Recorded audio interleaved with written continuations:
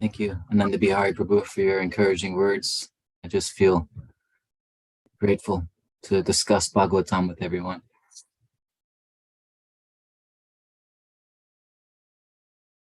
Bhagavate Vasudevaya. Om Namo Bhagavate Vasudevaya.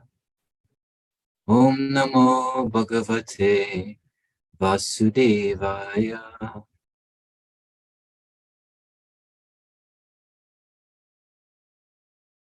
So this morning we're reading from Srimad Bhagavatam. This is Canto 10, Chapter 27, which is entitled Indra and Surabhi Offer Prayers. Reading texts 14 and 15.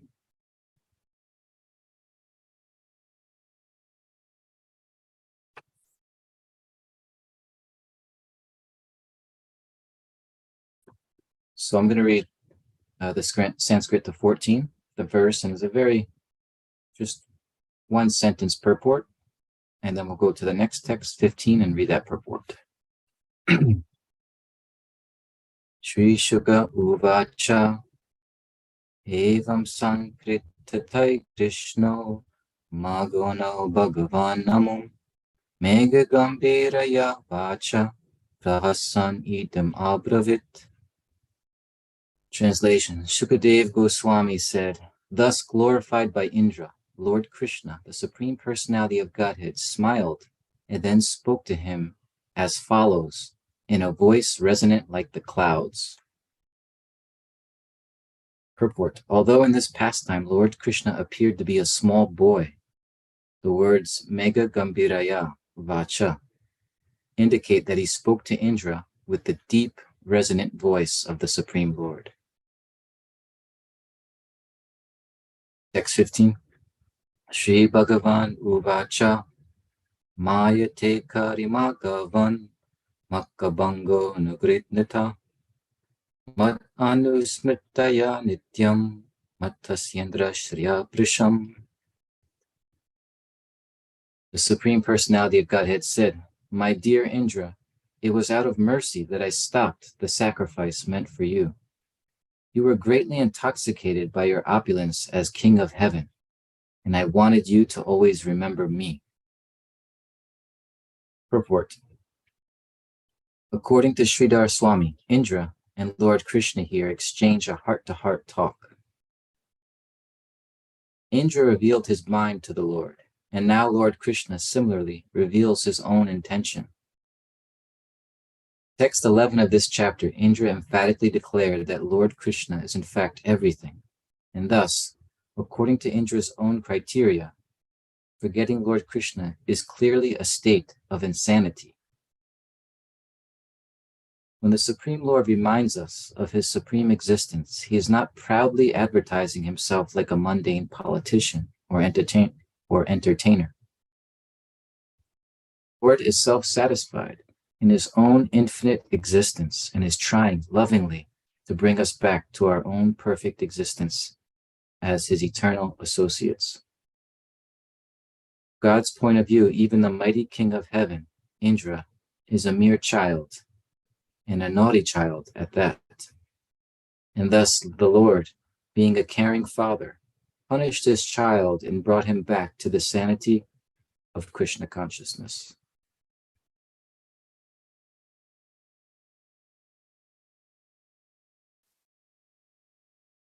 Agyantimarandasya Gyananjana Shalakaya Chakshurun Militam Yena Tasmai Shri Gurave Namaha Shri Chaitanya Manobishtam Stapitam Yena Bhutale Swayam Rupa Kadamayam Dadati Svapadantikam Vandeham Shri Guru Shri Yuta Padakamalam Shri Gurun Vaishnavamscha Shri Rupam Sagrajatan Sahagana Raghunathan Vitam Tam Sajivam Sadvaitam Savadutam Parijana Saitam Krishna Chaitanya Devam Shri Radha Krishna Padam Sahagana Lalita Shri Vishakanvitamscha.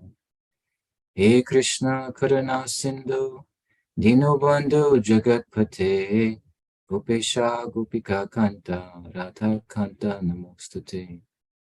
Tapta Kanjana Gaurangi Radhe Vrindavaneshwari Rishabhanu Sute Devi Pranamami Hari Priye. Vanchakalpatarubhyascha kripa sindhu bhaivacha patitanam pavanebhyo vaishnavebhyo namo. Jaya Shri Krishna Chaitanya Prabhu Nityananda Shri Advaita Gadada Shri Vasadi Gaura Bhakta Vrinda. Hare Krishna Krishna Krishna Hare Hare Hare Rama Rama Rama Hare Hare.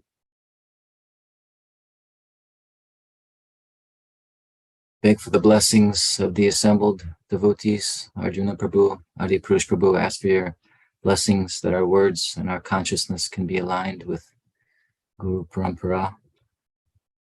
May Shri Radha Mulidhar, Shri Gaurachandra be pleased, and may all the devotees be benefited by hearing Srimad Bhagavatam together. Hare Krishna.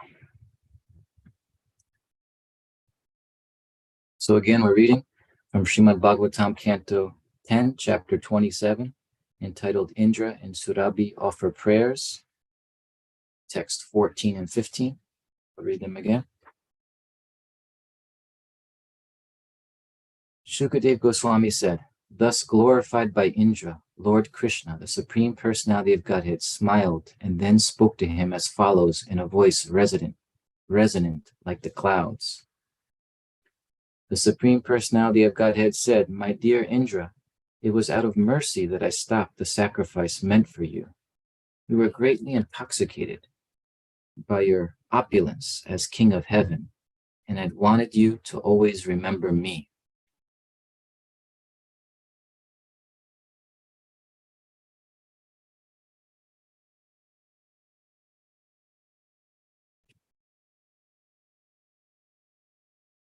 So here we find Indra, who's the most powerful of the demigods. He's the King of Heaven.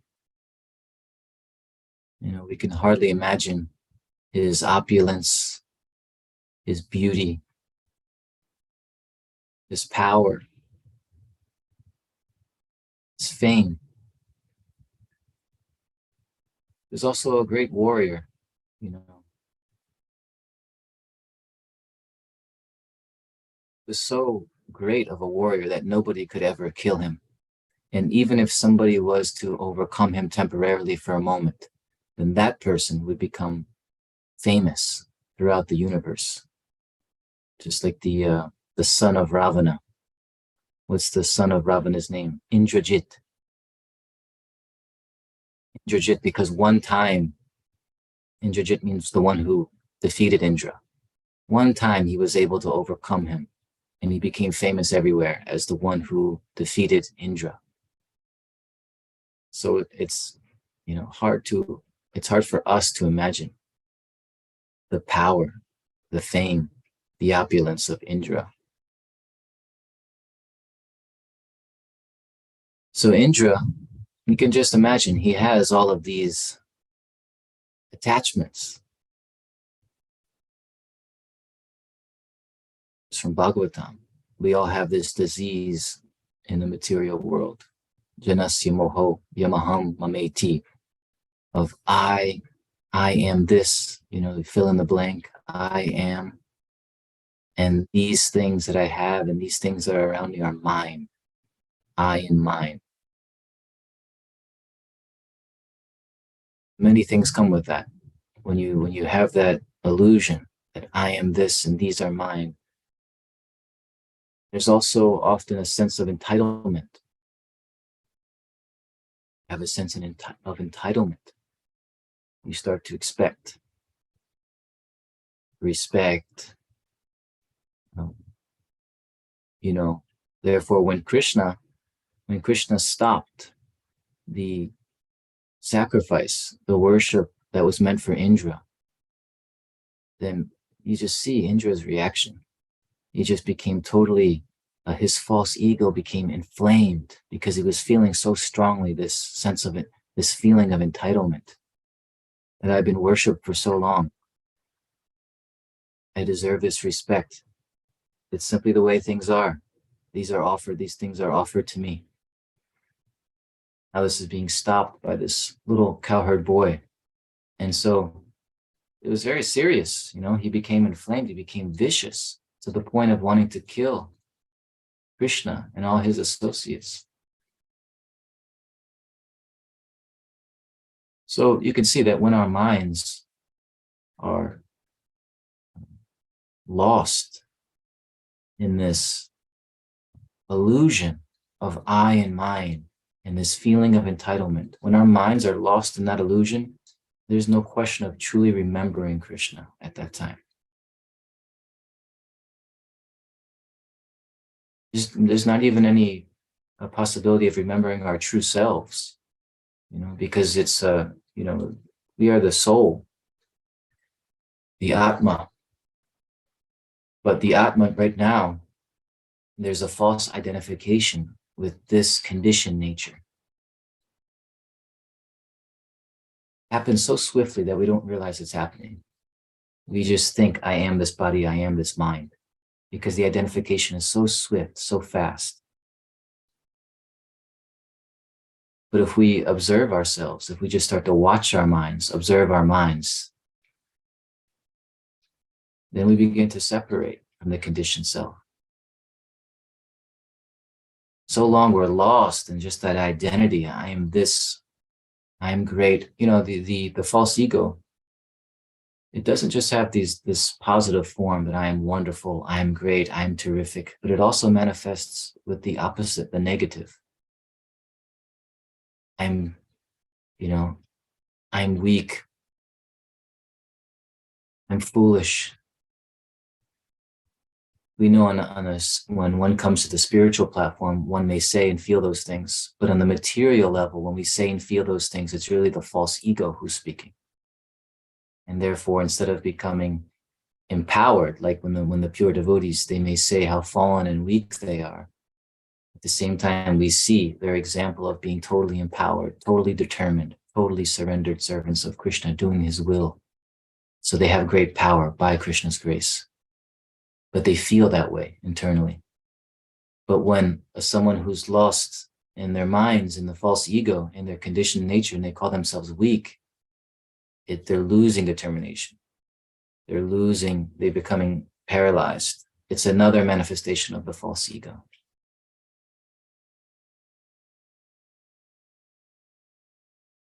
So, Indra, he gets lost in this, I am Indra.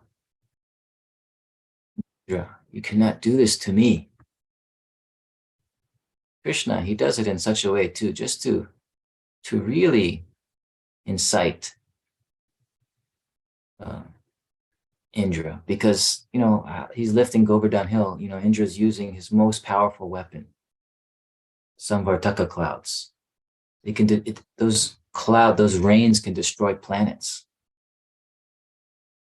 So he puts all of it right on top of the residents of Vrindavan. This rain is coming so forcefully, and Krishna, just to show that his power is so much beyond Indra, he just lifts with the weakest part of the body, this little pinky of the left hand, and he lifts up Govardhan Hill, and all the residents of Vrindavan, they're not touched by even one drop of rain. Just imagine, at first he's so angry, so vicious, because of the false ego, because of the sense of entitlement.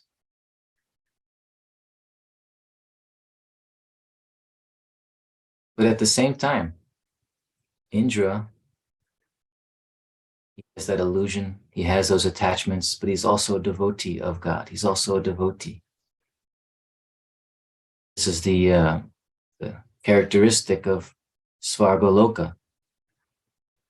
These are great, powerful beings there, and they may have some attachment to that position, to possessions, to power, to wealth, but they're also devotees of God.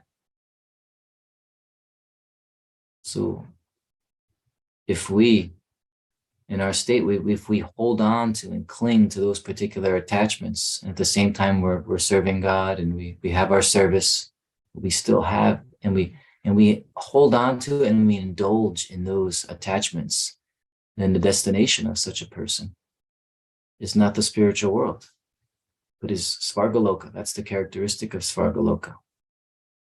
They're devotees, but they don't want to let go these other things. So in this verse today, verse 15, Krishna is explaining here some of the reasons that he did what he did to Indra. We look at this verse, text 15. Krishna is saying, Indra, I saw that you were matasya, that you were completely intoxicated under this illusion of being great, of being powerful, of being Indra. I saw you as matasya. Therefore, out of, it says here, anugrinata, out of my mercy, bhanga. Bhanga means I stopped this sacrifice that was going to be offered to you, this ritual. And why did I do that? This is very important, this connection. Why did Krishna do that? Anusmrtaye nityam, so that you can always remember me.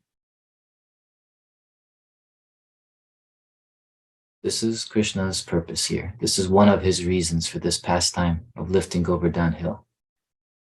So many things he accomplishes at once when he has a particular pastime. But specifically for Indra here, this is what Krishna is saying. I saw that you were completely lost. The false ego. Therefore, out of my mercy, I stopped you. I stopped what was meant for you. Why? Anusmrtaye nityam, so that you can always remember me. As I was saying, if we're lost in the false ego, I and mine, you can't truly remember Krishna. You can have some thought of Krishna, but it's not true remembrance.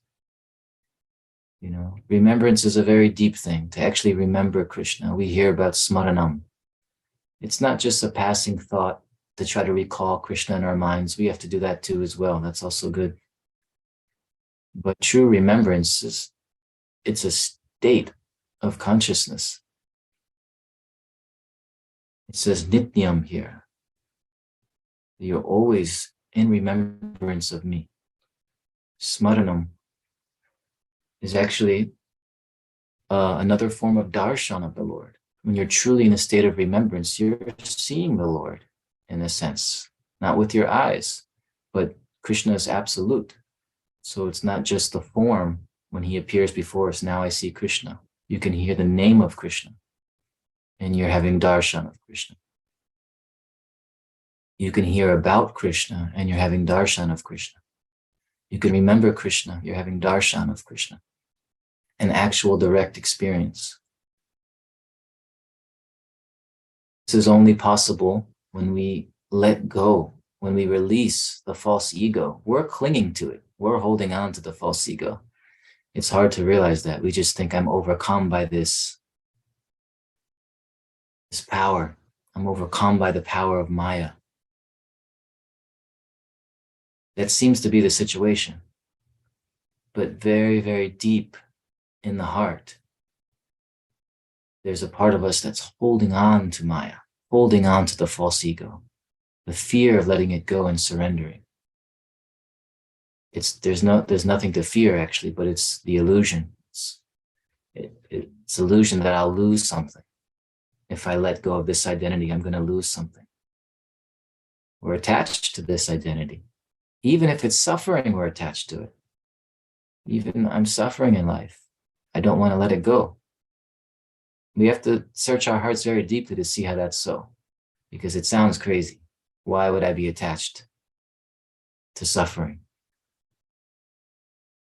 But again, there's the identity is mixed with it. It's my suffering. And there's a kind of pity sometimes that comes from that, some self-pity. And why do I do that? Why do I pity myself? Sometimes we do that so that we can avoid changing ourselves. Feeling so bad for ourselves and feeling that pity, it takes us out of the responsibility that we have to surrender ourselves to Krishna.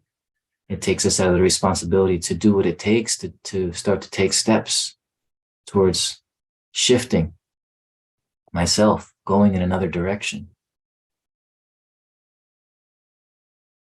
So I was reflecting on this verse this morning.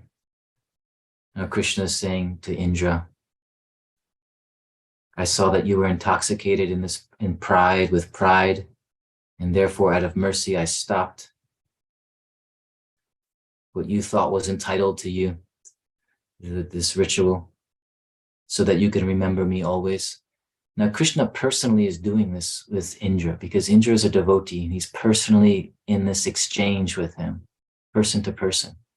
But Krishna is also doing this with all of us through his laws of nature, through the laws, the material laws, the laws of nature, which are the laws of God. Right? You think about it, this is the purpose of Krishna's material creation, one of his purposes. Because we're so cut off from the personal relationship with Krishna, then his will can only come to us in the form of his material laws. The law of karma, for example. The law of karma is just, this is exactly what it's also doing, what it's trying to do, right? Because in this life, we have our plans. We also have our ego, false ego, and I have my desires, my plans. And what is the law of karma doing always? When we live in that consciousness, bhanga, we also get stopped from fulfilling those things. We also get stopped by the laws of nature. Why do we get stopped? Anugranata, out of God's mercy, he stops it. Why? Why does he do that? Anusmritaya nityam, so also same reason, so that we can also remember God, we can remember Krishna. Because when we're stopped like that, we have realizations. We make our own plans, we have our own desires, we exploit other people, but material nature says no to that. There will be a reaction. It will come. We'll be hit by a reaction. You are not the controller. You are not the enjoyer. It is not your plan. It's not my plan. But what is God's plan? And how to align myself with God's plan. These are the realizations that are meant to come from karma, from karmic reaction. It's also God's love, karma. God's mercy coming in the form of material laws. Because we're so cut off from a personal relationship, we only relate with him with his material laws. But it's also his love. It's also his mercy coming to us. The problem is whenever we're stopped, when desires are stopped, our plans are stopped by the material energy, we become resentful. Deep resentment is in the heart of all conditioned souls. There's a very deep resentment. Even we may seem to be a very happy person, a very nice person. Whatever's happening in this material world, what we're carrying in our subtle body is a deep resentment. Because we want to be in the center. We want our plans to be fulfilled. We want our desires to be fulfilled, and it keeps getting frustrated. And so we're in a state of resenting reality, resenting God, actually. When you're in that state of resentment, then you can have two attitudes, both coming from resentment. One attitude is, well, you just become like a fighter in this world. Well, just this is the way the world is and it's suffering, but I'm going to keep fighting. I'm going to keep trying. And such people can be exploiters of others. And then we can take the other route, which is to be resigned. Plans to be fulfilled, and it just never happens. And we become depressed and resigned and weakened. And then those people become exploited. So we can become a cheater, an exploiter, or we become cheated and exploited. Those are the two options in material consciousness. Not very good options, right? It seems like there's just two. Because if you're carrying resentment, aversion to the Lord in the heart, it comes out in these two forms. So we can choose in life. This is our choice. I'll either become a bully or I'll become a coward. I'll become an exploiter because that resentment's in my heart and now I have to get what's mine, do whatever is necessary from me. You become a fighter. Or I become exploited. I become weakened, I withdraw, I resign. And these two are always alternating. So in one life, you may take one position. In the next life, you may take another position. Or even in the same life, you may shift from, a lot of times when people are abused, then they become abusers. They're exploited in some way, then they become the exploiter. So this is the duality that keeps shifting and changing in this material world. And we will alternate in this duality until we're able to give up the deep resentment in the heart, to let go of that resentment. We can't really let it go ourselves. So this is what the whole purpose of this returning to Krishna, like Indra here. He gets humbled by Krishna. Then he goes to Krishna. He returns to Krishna in his true position with realization. Indra is a very nice example here because after this whole episode, and he's humbled by Krishna, and he goes to his spiritual master, and he says, what do I do now? Such a great offense I've committed. What should I do? And the spiritual master also gave him very nice advice to take shelter. Somebody's speaker may be on, just check. So then he goes to Surabhi, the cow, I was hearing recently that Prabhupada said that Krishna loves especially the brahmanas and the cows. And of the two, he loves the cows the most. So Indra also, from the instruction of his spiritual master, takes shelter of a very dear devotee of Krishna,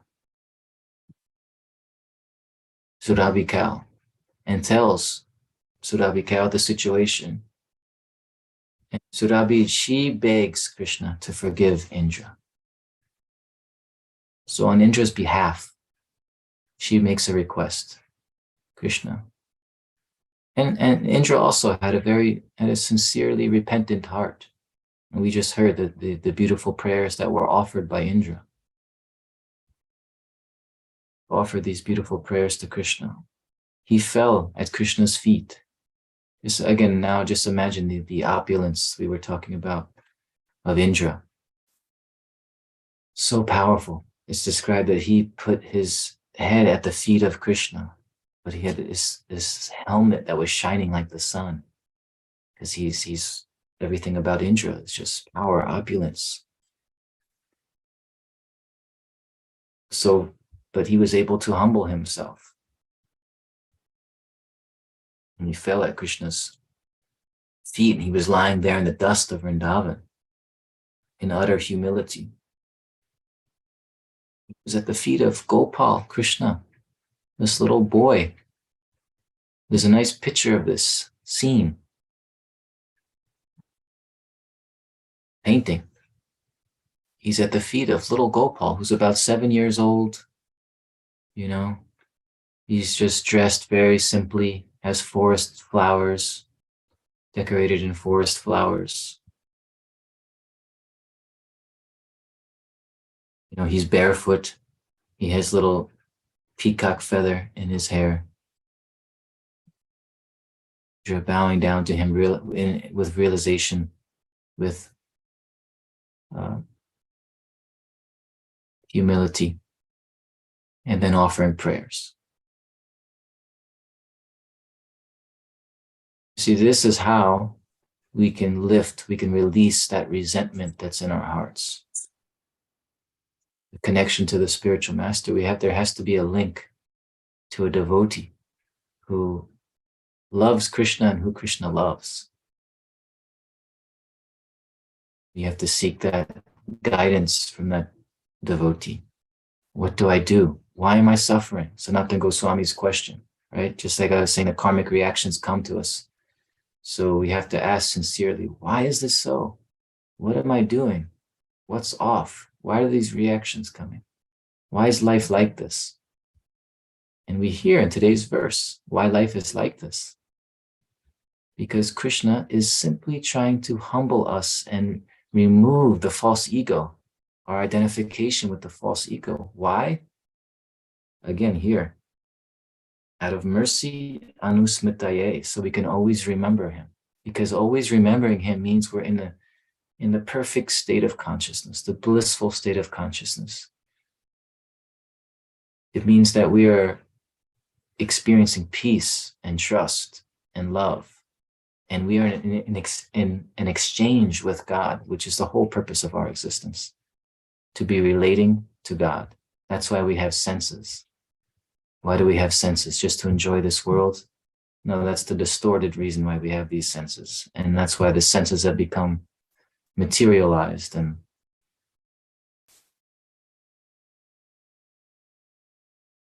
they become materialized. And they cause us actually so many problems. But the true reason we have behind these material senses, there are inner senses, the ability to see, the ability to touch, the power to hear. These are all meant so that we can exchange love with God. We see, he sees us. The mind, why do we have a mind? Mind is meant for relating with God, with the devotees of God. This is the original purpose of everything. But when we turn away from Krishna, then we get a material version of all of these powers. They lose their power, actually. And it's all directed towards ourselves, exploitation, as I was mentioning, and it causes pain. Material energy will also cause a reaction, a pain to doing things wrongly. We're hit by certain reactions that are meant to wake us up so that we can question, why is this so? Why am I suffering? What is the solution? And then an opportunity comes into our life. Well, actually, the opportunity may come into our life even without asking that question. That's the mercy of a devotee. That's why devotees are just wandering everywhere in the universe at every time. They're always there. There's always some opportunity. Krishna never has it. And life is not such that there's some time where you wouldn't have access, or you're in some part of the world where you just wouldn't have access. If you are in some part of the world that has no access, that's also karmic. But when you're ready, when Krishna and the devotees, by their grace of simply going everywhere, seeking, and even if we're not seeking sometimes, opportunity will come. Therefore, it says in the Bible also, seek, you will find, knock, and the door will be open. Super soul is there in the heart. Suppose you're even in some place where there's nobody else. You might think, well, there's no opportunity. But if there's a certain sincerity, a certain humility, a certain devotion awakening in the heart, a desire, a true desire, a true longing for truth, for love, for beauty, whatever form it takes. It's all God, actually. These are all attributes of God. The super soul in the heart can also reveal something, can put us on the path. So very nice to look at this verse, because, we're seeing this personal exchange with Indra. We're seeing the reason for Krishna humbling Indra. But then we have to take it for ourselves too and see that this is the reason of the material creation, the same reason. Because we're lost in the false ego with pride and sense of entitlement and all of these things. Sometimes Krishna, out of his grace, has to stop us, has to stop things. What is death? Death is a big stoppage. Your whole life you wanted to move in a certain direction, and there's something called death that stops everything. We have to question that. Why? Why is life like this? It's Krishna's mercy. Out of his grace, he's doing this so that we can come to a state of constant remembrance of him, because that's our natural and happy and sublime original state of consciousness that we're meant to return to. Thank you so much. Grateful to be with all of you, and we have a few minutes left. If there are any comments, corrections, questions, I'd love to hear from some of you. Thank you, Ghanashyam. Wonderful class. Gail has her hand up. Gail? Hare Krishna, Prabhu. Hey, Bo, Gail. Yes, as usual, very spellbinding class. So there were a couple of things. One is, if you could elaborate on the fact, I know you tried to do this already in the class, the distinction between remembrance of Krishna and, second one, I remember him. Second two, I remember him. Second three, I remember him. Passing thoughts. Yeah. So again, this is dependent on our level of advancement, our level of consciousness. So for, as we're practicing devotees, sometimes we think remembrance of Krishna is just, okay, I'm just going about my day and I try to remember something. And that's where we're at. That's simply where we're at. And that's what has to be done. And that's good for us. That's also has its purifying effect. But there's also an explanation of these 9 items of devotional service: hearing, chanting, remembering. In one place, Bhaktisiddhanta Saraswati Thakur explains that these 9 items are all darshan of the Lord. So when you hear and you're in the right state of consciousness, receptive state of consciousness, true hearing means you're seeing God. True remembering means you're seeing God. True prayer means you are connected and seeing God through the prayer. Like literally. Literally. Like how I'm seeing you now. Well, no, because again, the seeing Krishna it's all seeing when you have any experience of him. If you hear his sound, that is also darshan, which means a viewing or seeing, but not literally just with the eyes that you have to see the form simultaneously. But you'll experience it in the same way.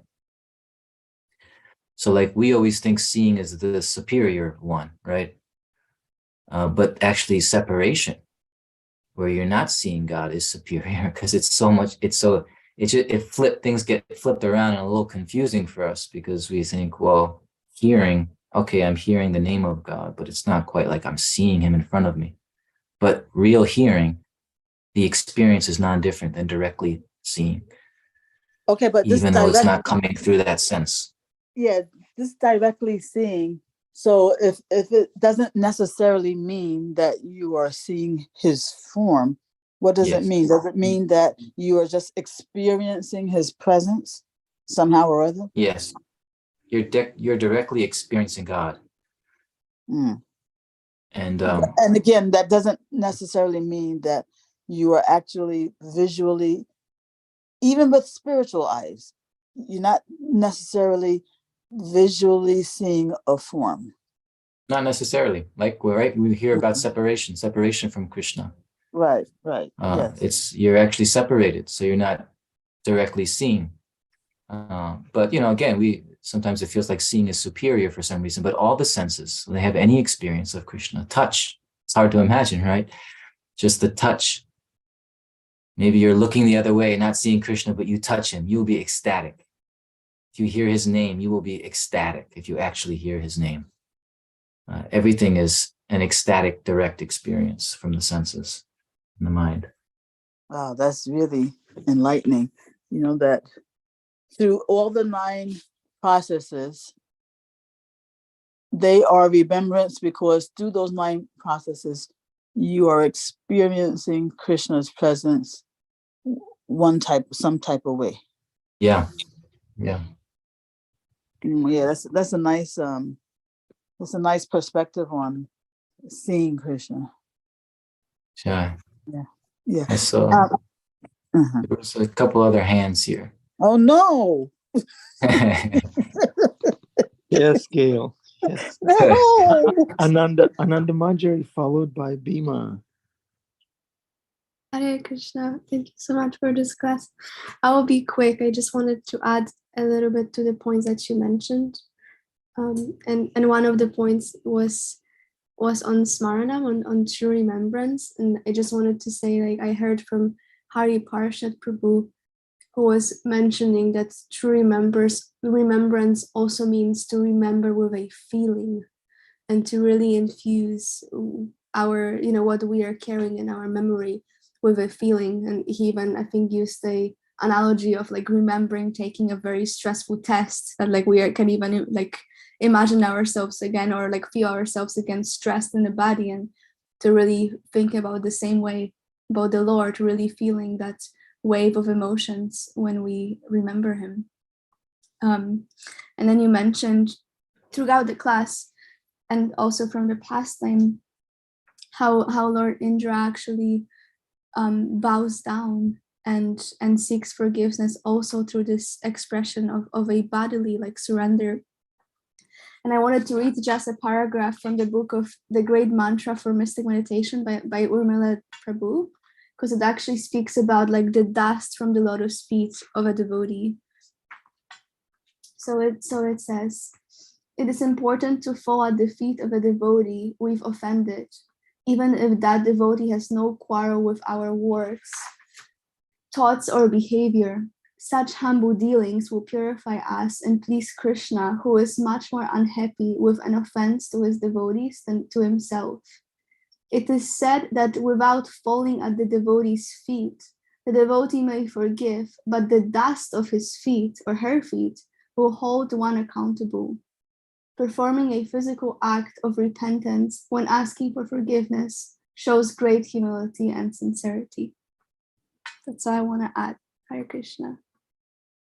Hare Krishna. Beautiful points. Thank you for your reflections and for adding that. Beautiful. See, we did not see Ananda Manjari, but through hearing, we could experience Ananda Manjari's true self. Okay, Bhima. Bhima Prabhu, you have your makeup on. Can you turn your camera on? Jai Bhima Prabhu, My my makeup. obeisances to you. Hare Krishna Prabhu. Once again, just like Nanda Bihari said, it is like a therapy session. You allow us time to think in between your words, and it's taken with great care and respect. I am reminded of the fact that Anjana, or the salve of love, allows us to see those eyes, as Gail was saying. You don't actually see the form, but there's a way of seeing. And I am reminded when when my son was very young, he was going to a school and there was a playground. I came to pick him up at the school, and I walked past the playground. There were dozens of kids out in the playground, and I saw dozens of kids out in the playground. So I, just, walked by and went in, and the teacher said, "Oh, your son is out in the playground." So I went out there, and there was no longer dozens of kids in the playground. I spotted my son, and because he was my son, because there was affection there, now I saw through all that, and I saw my son separate from all those kids in the playground. So we're in this creation of Krishna's, and we understand, if you have any bit of intelligence, that we see this creation, we know there's a creator, but if we should get a spark of love, just a moment, a taste of that nectar of remembering Krishna, Shmaranam, at a given point when we are looking at the creation, we might just get lucky enough to see Krishna within the creation, as a father might see his son in the playground. Hare Krishna. Beautiful, Prabhu. Thank you. Thank you, Bhima Prabhu. Thank you, Ghanashyam. Adipusha Prabhu, can you turn on your camera so we can take darshan? Okay, great, thank you. We see Kula Pradeepa. Okay, suspense. Okay, turn on your cameras, please, if you can. Yes, thank you.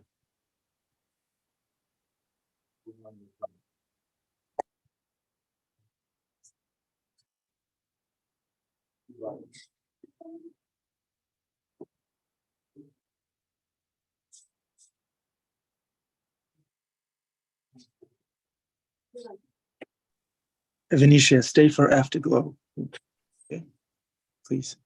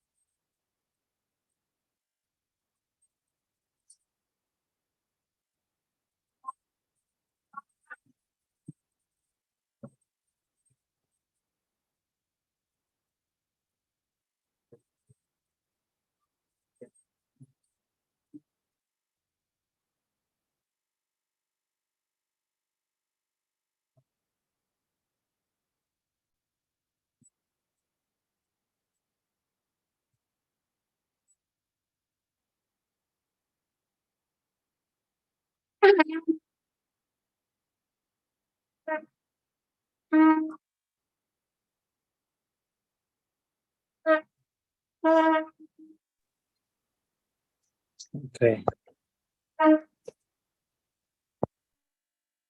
Okay, Ghanashyam Prabhu, can we take one more question or reflection? Okay, Venetia. Oh, thank you so much for the time. Can you hear me okay? Yes. Yes. Okay. Yeah, thank you. And I also I love your classes so much.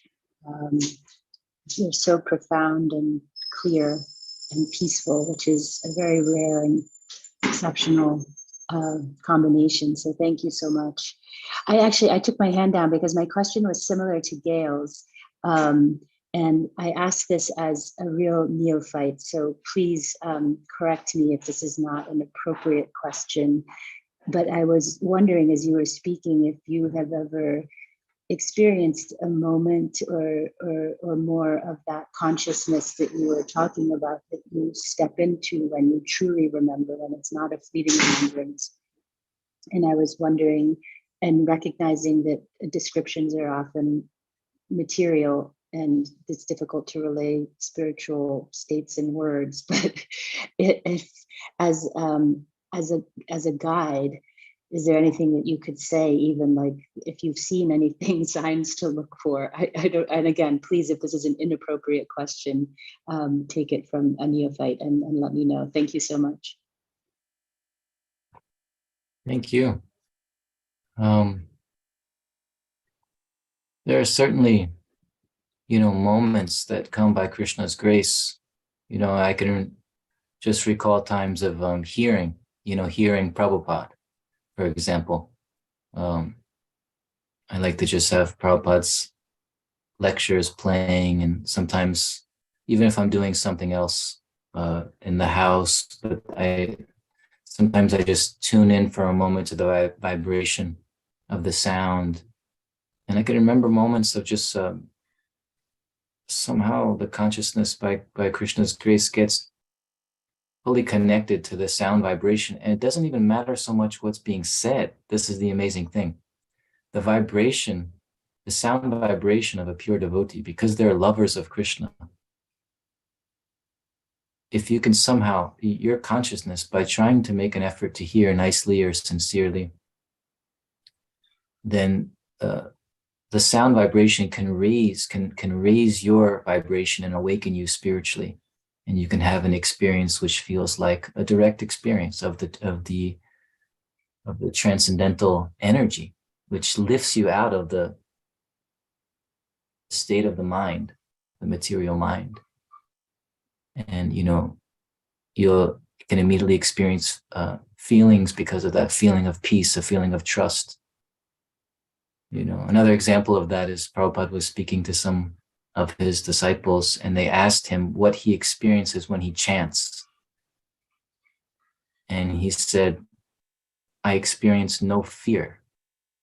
And the devotee who heard Prabhupada say that, now we're just talking about the person who just heard that statement, said that when Prabhupada said those words, no fear, he immediately experienced no fear.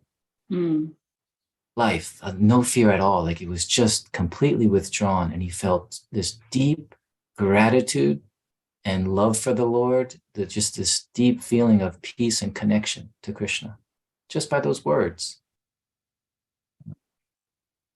So this is also, the category of a direct experience through hearing, sometimes seeing the Lord. You can, like we just took beautiful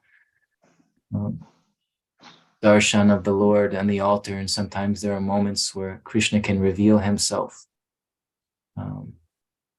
It can come in many different ways, because Krishna can do anything, and through any of these different ways we can have a direct experience. We can have a moment of consciousness. So this is just something that comes to mind with your question, these moments of a kind of remembrance or a state of experience that can come. Anyway, I'm not sure if I answered, No, thank you. but Yes. just sharing what I kind of heard there, and just sharing a little bit of what I can remember. Thank you. Very grateful for that. Thank you. Ghanashyam Prabhu, whole class was an hour of no fear. For you, maybe that's your revealing your your state. Yeah. Bruce Prabhu, you have your hand up. This is the last one, Ghanashyam Prabhu, we promise. Hare Krishna. Thank you for, wow, very, very moving class. I'm really taken to this idea that we are sort of addicted to the suffering, and this idea that we pity ourselves so we don't have to change. And you say that it's our responsibility to or ask ourselves the question, why am I suffering? from a practical aspect, this work from the back of the heart that we try and do or hope to do, it's a dark place. It can be a dark place. How does one go and I'm just starting to get on the fringes of this. How does one, from a practical sense, go exploring in there and do that? In French, it's dirty ménage, the dirty cleaning, if you will. Yeah, it's a good question, an important question.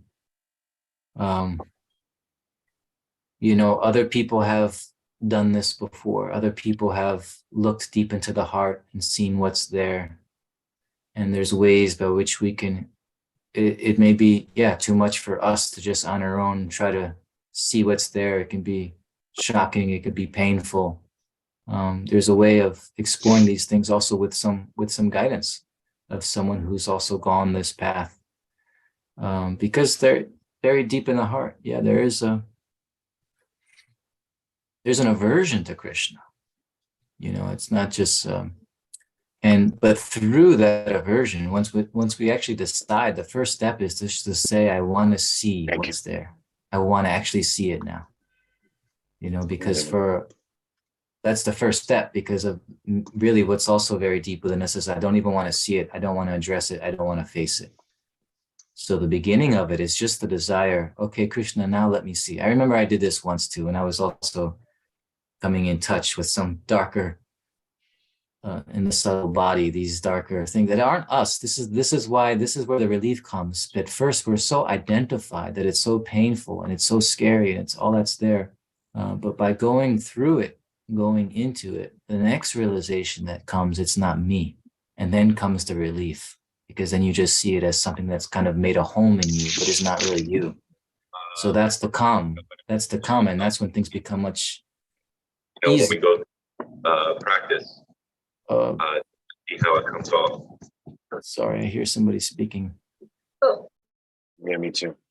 Oh, yes. So the first step, is just Krishna, show me what's there, and maybe I need to do this with others also, who can have done this and can be a support and so forth. But the first, the desire to let me now see the truth, because it's not the ultimate truth, but it's a truth that has to be gone through to get to the ultimate truth. So that desire, that willingness, the willingness is all, because you can't, even to see these things requires God's grace in a certain way. But all we can have the willingness to want to know and to see. And then through this, we'll start to, because we'll start to see the true desperate situation that I'm in, then we can take deeper shelter of our spiritual practices. Then when you chant, the quality of your chanting will change, because then you think, well, this is the real, behind this show that I'm showing everybody in this world that I'm like this or like I'm that. On one level, we're just pretending to be something and everyone's kind of holding it together. That's the way we display ourselves to the world. So deeper than that is a kind of darkness that's there. And so, to be willing to enter and to see and to know that reality is the process of getting through that and getting to the real core of who we truly are, which is Atma. We are pure part and parcel of God. We are spontaneous, loving servants of God in the world and others. So it's sometimes good just to hear the full picture and to know that it's actually an illusion. That darkness is a kind of illusion, but we're clinging to it. We're identified with it. We fear letting it go, even like you were saying, even if there's some suffering involved. At least it's still my suffering, we think. It's my story. It's my story, and this has happened to me, and these things have happened, and then we hold this resentment. But once we see what we're doing and why, once we see what we're actually doing and why, then we'll start to get some strength to let it go, some courage to let it go. And it's good to do this with others who are also in the same place and on that same path. Just some initial thoughts. Hope something there was helpful. More than. Thank you so much. I have the will. I'm just going to keep cultivating it. Hare Krishna. Hare Krishna. Thank you, Bruce Prabhu. Thank you, Ghanashyam Prabhu. Okay, dear devotees, this is it. Ghanashyam Prabhu, again, thank you very much for coming so regularly to our class, for enlightening us, for bringing us closer to Krishna. This suffering that we may think is ours as a parasite. So Ghanashyam Prabhu, thank you for this extermination session that you gave us. And we'll look forward to your next class next month. We're wishing everybody a fulfilling day. Come again tomorrow. We love you. Hare Krishna. Bye-bye. Hare Krishna. Thank you, everyone.